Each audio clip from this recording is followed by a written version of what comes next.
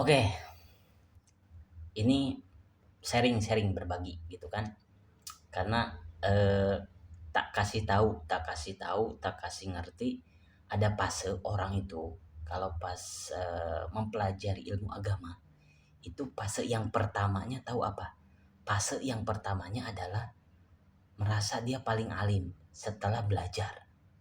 Baru 1 tahun nih, baru 1 tahun, baru 2 tahun mempelajari agama, baru 3 tahun mempelajari agama, sampai 5 tahun, itu biasanya hatinya tuh paling merasa paling alim di muka bumi ini. Itu fase yang pertama tuh, ya. Setelah udah mondok atau udah ngaji selama 5 tahun ke atas, 6 tahunnya, ke 7 tahunnya, ke 8 tahunnya, baru di situ dia sadar bahwasannya dia merasa paling bodoh di muka bumi ini. Itu fasenya. Makanya aneh zaman sekarang tuh suka beropini padahal baru bisa baca Al-Quran gitu, baru bisa baca Al-Quran dia beropini bahwasannya kalau baca maulid, baca maulid ya, ada rawinya itu kan, kalau baca maulid itu harus pakai ilmu tajwid, panjang pendeknya tuh harus benar katanya. Gimana? Coba gitu. Gak harus, gak harus, gak harus, gak harus. Coba aku pengen nanya ya, apa dalilnya orang baca qori, kiroah lah, ya, baca kiroah yang panjangnya itu sampai beberapa harokat banget, itu hukumnya gimana? Sedangkan ahli tajwid sendiri mengharamkan mempelajari ilmu kiroah. Beja, jawabnya bi, dalilnya apa? Hah? Baru bisa Al-Quran doang, orang ngomong baca baca maulid itu harus pakai ilmu tajwid, panjang pendeknya harus benar.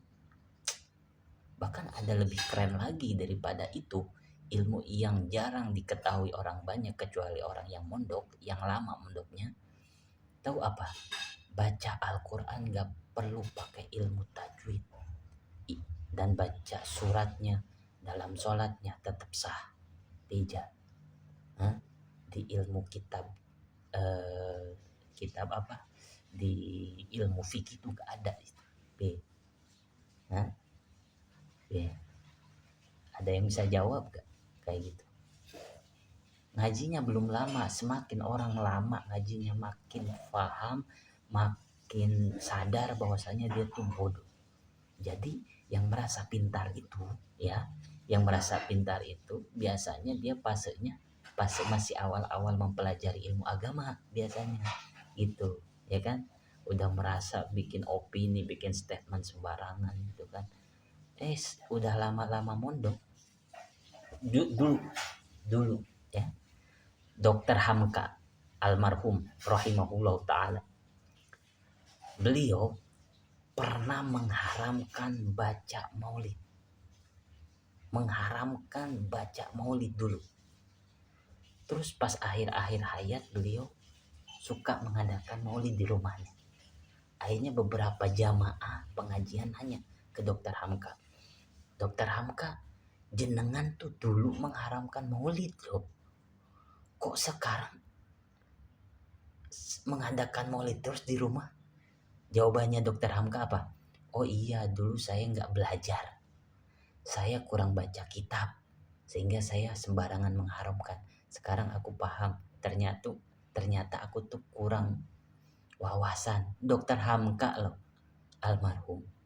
Ente baru bisa Al-Quran doang. Cuma modal apalah itu, ilmu apalah itulah.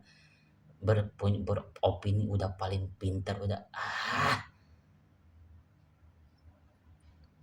pusing aing, capek ngaluruskeun wae.